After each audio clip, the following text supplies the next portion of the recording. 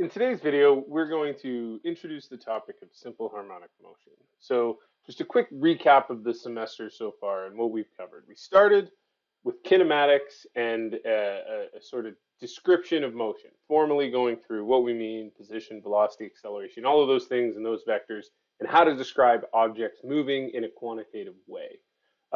Then we went on to dynamics and sort of why they move that way, which had to do with Newton's laws and forces.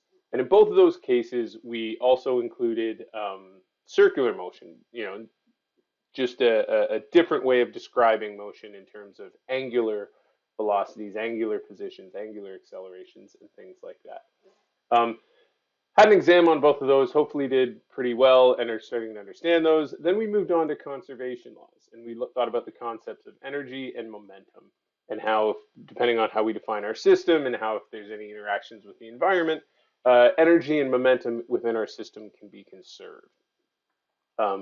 We also, while going through these, modified what we were originally using, our particle model, into something that we called the rigid body model, and how we started to take into account that physical objects have some spatial extent, and we sort of revisited the concepts we had already discussed. So we revisited energy and realized we had this rotational kinetic energy that was 1/2 I omega squared, the moment of inertia times the angular velocity squared. We also revisited forces and how forces exert torques or torques on objects, and those torques gave us sort of a Newton's second law for rotational dynamics, that the net torque is equal to the moment of inertia times some angular acceleration. So just like forces cause linear accelerations, the torques about a given point cause angular accelerations.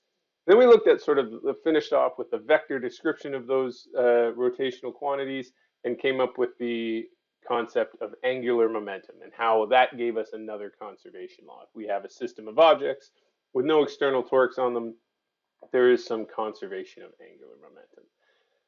And this brings us to up to our first 3 exams, and hopefully we're getting a good, understanding and comfortable with how to use all these concepts and analyze different situations.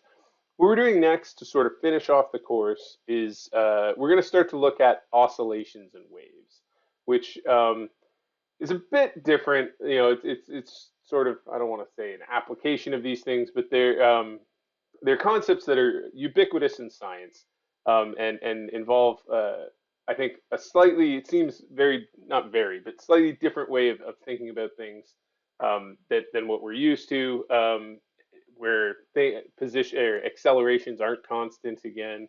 But all of these concepts that we have thought about through the course still apply.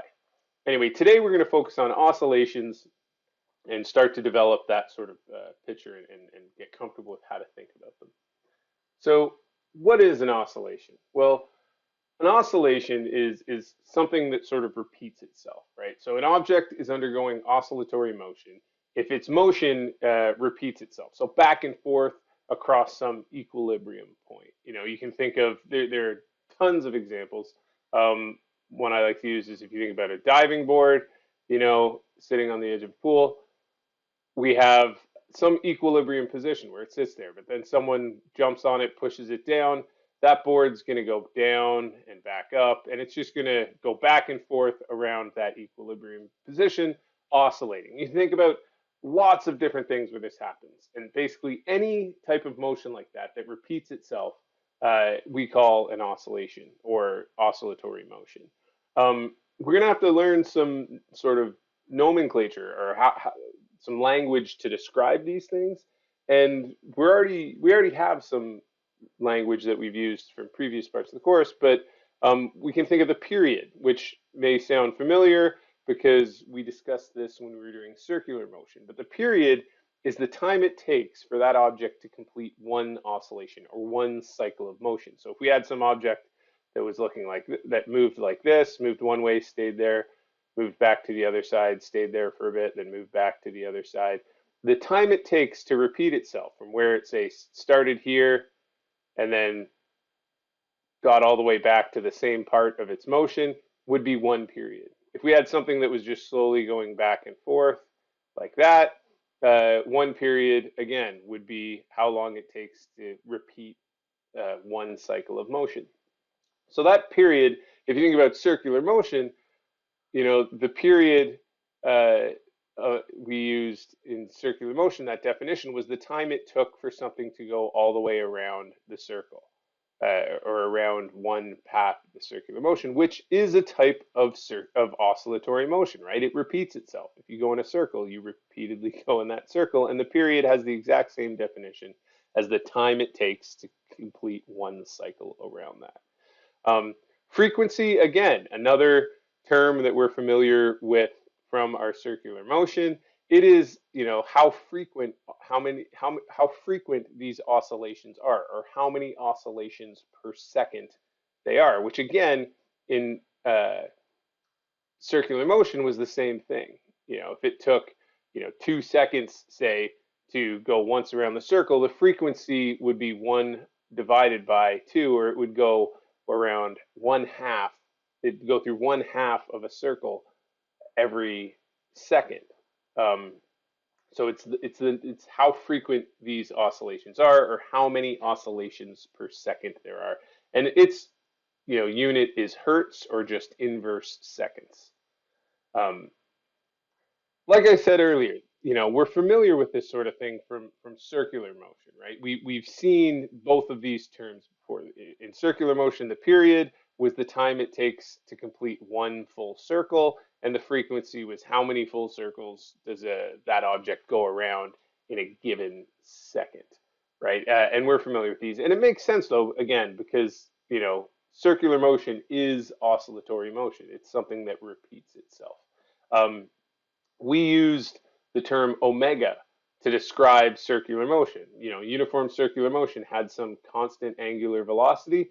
We used omega to describe that. We can equivalently call that our angular frequency, right? And it's measured in radians per second. So it's essentially a unit change from frequency in terms of hertz, or total cycles per second, to angular frequency, which would just be radians per second. Um, so hopefully, we remember these from circular motion, and we can start to get more comfortable using them to describe just oscillatory motion in general. So there's a certain type of oscillatory motion that we're going to spend a lot of time and focus on, really, and that's called simple harmonic motion. And the standard sort of classical example is a mass attached to a spring, right? And if we put it on an air track or some frictionless surface, and we pull that mass to one side, it's going to go back and forth around the equilibrium length of that spring. And if we think about how that moves, well, if we were to draw a motion diagram for this, it would look something like this, right? We would follow this sort of path where it'd speed up towards the equilibrium point, and then accelerate, and then go through it and slow down, and then come back the other way. And it'd keep going through this oscillatory motion with some maximum displacement A, right? If I pulled it to the right, some distance A, and let it go, it would go back to the negative A, and it'd just go back and forth between those endpoints and look something like this. Now, let's think about this and analyze and try to come up with sort of a quantitative rather, description of how it's going to move. And one of the things we notice is if we look at that motion diagram, this sort of motion follows what appears to be some type of sinusoidal path. And we know if we were to analyze this, in detail, we would know that that force on that object, on that mass, we would describe it, we would use Newton's second law to analyze it, and that net force would just be Hooke's law. The force is equal to negative K times delta X, or if we made the equilibrium position 0, just however far it is from that equilibrium position X, would equal to mass times the second derivative of position with respect to time, because that's what acceleration is. In this situation, this gives us what we would call a differential equation, right? This gives us an equation where if we can figure out that x as a function of time that satisfies this equation, we have the position as a function of time of this mass. So if we look at that and see what we get, well, x, I can bring the mass to the other side, and I get negative k over m times x is equal to the second derivative of x with respect to time. And the whole question becomes, well, what is this x? Well, we can get a little bit of guidance from what we expect, right? We expect it to be some sinusoidal function. And let's look at a case where, say, I pull it to some a and let it go. This function would look like a cosine. So let's just take a guess that our position as a function of time is going to be some cosine type function, and we'll say times some omega times t to make this unitless. The argument of the cosine, where a is just the maximum distance, or the distance I pulled it from. And if we look at that, well, that would be what we substitute for x. What would we substitute for x squared? Well, we can take derivatives. So the first derivative, or the velocity of that position, would just be, well, the derivative of cosine is negative sine, so it would be negative omega from the argument a sine omega t, right? And the second derivative, if I use that function, would be negative. I'd get another omega outside from that argument, and the sine would then become a cosine omega t, right? And if I look at this, well, this is in there, so I can make that substitution, and now I have negative omega squared x as a function of t. And if you look at this, what I've just shown is that the second derivative of that position function that we guessed, this cosine, is equal to negative some constant squared times x as a function of time, right? And that is the exact same form of the differential equation we get from Newton's second law. If we set omega, if we define omega to be the square root of k over m, Newton's second law can be written as negative omega squared x is equal to the second derivative of x with respect to time, right? So we know that this equation here, this a cosine omega t, solves Newton's second law. So for our simple harmonic oscillators, or simple harmonic motion, we can use that to describe our position as a function of time.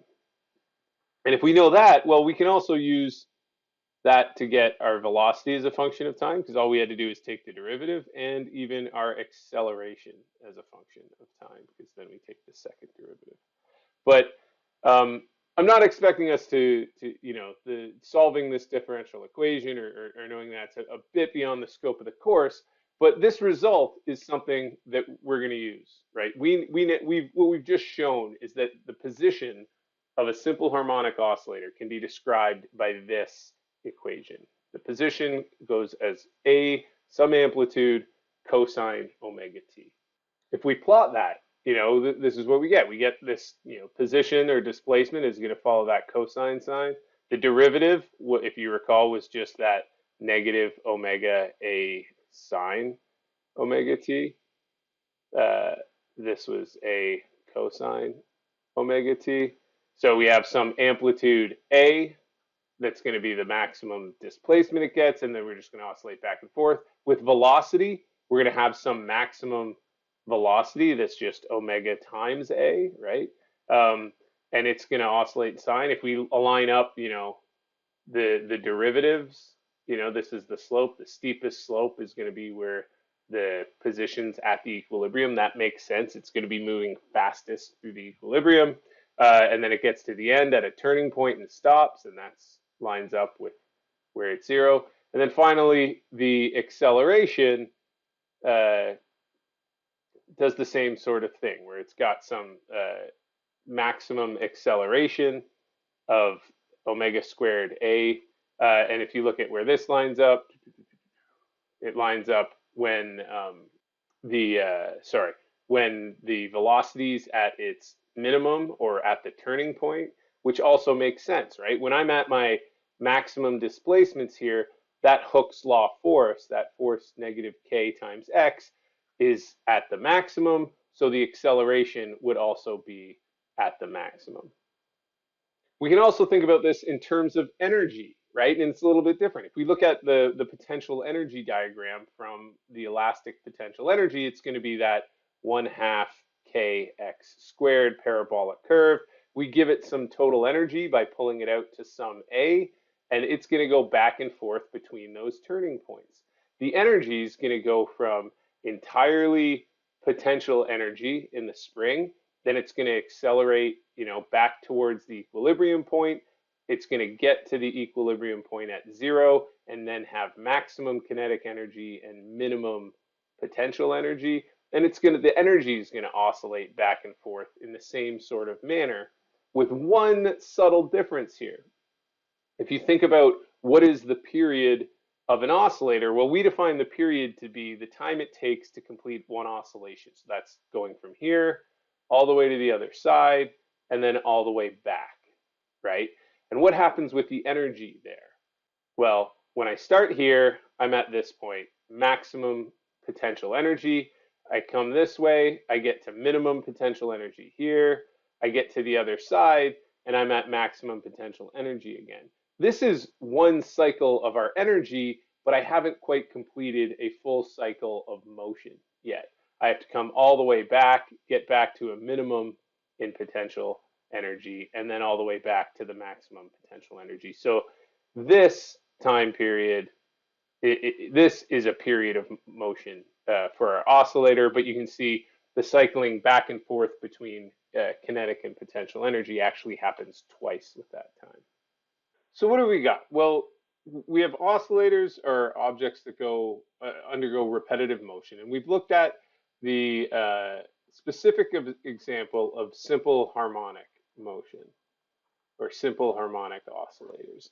And the example we looked at was just a mass attached to a spring with some spring constant k. And what we've shown is that that oscillatory motion can be described as a cosine omega t. And if it's a mass of mass m with spring constant k, we know that that angular frequency is going to be square root k divided by m, right? And that this description of its position as a function of time is going to essentially describe all simple harmonic motion. If it's a mass on a spring, we know the angular frequency. What's really interesting to see is that angular frequency, how many times this object goes back and forth, how fast it's doing this, or how often it does this, does not depend in any way on amplitude, right? So if I pull it out to some x1 and release it, it's going to go back and forth to x1, and it's going to take the same amount of time to go back and forth as it would had I pulled it out to some larger amplitude, x2. This may seem kind of weird, right? If I pull it to x2, it's going to have a lot larger distance to travel. But if you think about what's causing that acceleration, we're looking at Hooke's law, which is negative k times x.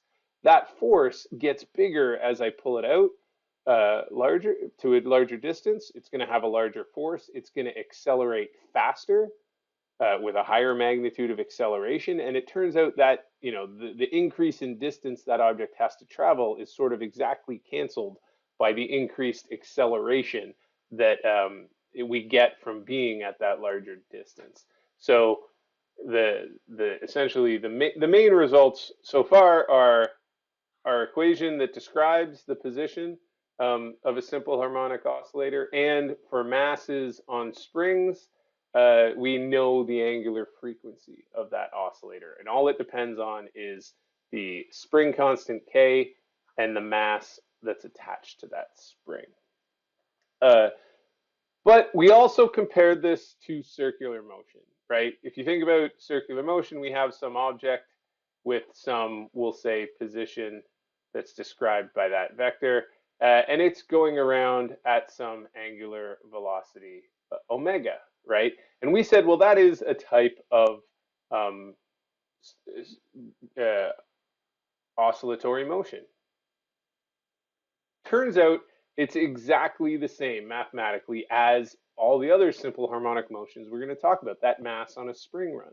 And we'll be able to see how, if you imagine, let's say we put some ball on a turntable like this, and a turntable that's spinning at that constant angular velocity, and we put light above it, and we ask, well, what is that object's x? What is its position in our x coordinate system? So this is our x direction, this is our y direction, and we want to know what its x position as a function of time is. Well, if we look at this, we have some angle, we'll call it phi, that we started at, right? So at t equals 0, when we start this whole thing, we have some x at 0 is going to be equal to what? Well, it's at some radius r. We're going to call that radius a for reasons that will become clear in a moment. It's at some a, and the distance in x is just cosine of that angle phi, right? As time goes on, this thing's going to rotate around, and let's say at some later time, it's now up here at some position x of t, and we need to know what this x of t is. Well, same sort of thing. I'm at some radius a, and I want to know the x component of that. Well, it's going to be this angle, the cosine of that angle there. We'll just call that cosine theta. But what is that angle theta, right? If you think about it, this ball has gone this far in that time t, and that delta theta is equal to, well, it's just the angular velocity times t. But we also have to sort of take care of this initial angle that we started at. And sorry, this is getting a little busy, this diagram here, but we need to subtract that initial starting point phi that we had. So if we make that substitution, we end up with that position, that x projection, the position of the shadow that this projector would cast from that ball. It's going to be a cosine omega t minus that constant angle that we started at phi. And you can see that x position of an object going through a circle has a very similar form to what we just had for our mass on a spring, right? The only difference is this phi term here that we call this a phase constant. And if we think about what it was, well, that phase constant, all it was doing was describing the starting position of that ball, right? If you think about when we looked at the mass on the spring, we analyzed this saying, well, I pulled it out to some a value, and that started up at a, and then I got my cosine function like that, right? Had I not started at a, say I just kicked, it was at equilibrium, and I kicked it with some velocity, it would have had to start here, and it would have had the same subsequent motion. It would have just been shifted some amount, right? That's what this phase constant describes. It describes the initial condition. It allows us to take this cosine function that we discussed and we're using to describe our simple harmonic motion, and sort of shift that function to describe any initial condition. But hopefully this diagram's way too busy at this point. But hopefully we can see that the how simple uniform circular motion is exactly equivalent to our simple harmonic motion, right? So we have, just to sort of summarize what we've got to today for simple harmonic motion, we have the concepts of period and frequency, which is just the how long it takes to complete a single oscillation, or the frequency how often those oscillations happen. We can convert that to an angular frequency, just to different units, basically hertz to radians per second. For simple harmonic motion, we know that that position is going to be equal to a cosine omega t. We're going to add that phase constant phi here, we'll call it phi naught, that allows us to describe our initial conditions. If we're looking at a mass on a spring, we know that that angular frequency is going to be equal to the square root of the spring constant divided by the mass. And we can essentially use all these concepts to describe, they map to all simple harmonic oscillators, essentially. So what we're going to do in the next video is we're going to describe another type, a specific example of simple harmonic oscillator, which is a pendulum. But and what we'll see is it's described by the exact same position as a function of time formula. We use the same sort of language to describe the period, the frequency, and the angular frequency, but we're going to have a different angular frequency that's going to depend on the properties of the pendulum, obviously not the properties of the mass and the spring. Uh, Hopefully, this is making sense. Read the chapters from the book that cover this stuff. We are going to spend the last few weeks of the course getting used to this, and this is going to build and sort of springboard us into waves. So if you have questions, though, this is typically one of the more challenging parts of the course I've found in previous offerings. So if you're having trouble, email me. Come to the synchronous sessions with questions. We can discuss them. We'll do some examples, and hopefully really get comfortable with this heading into the end of the semester.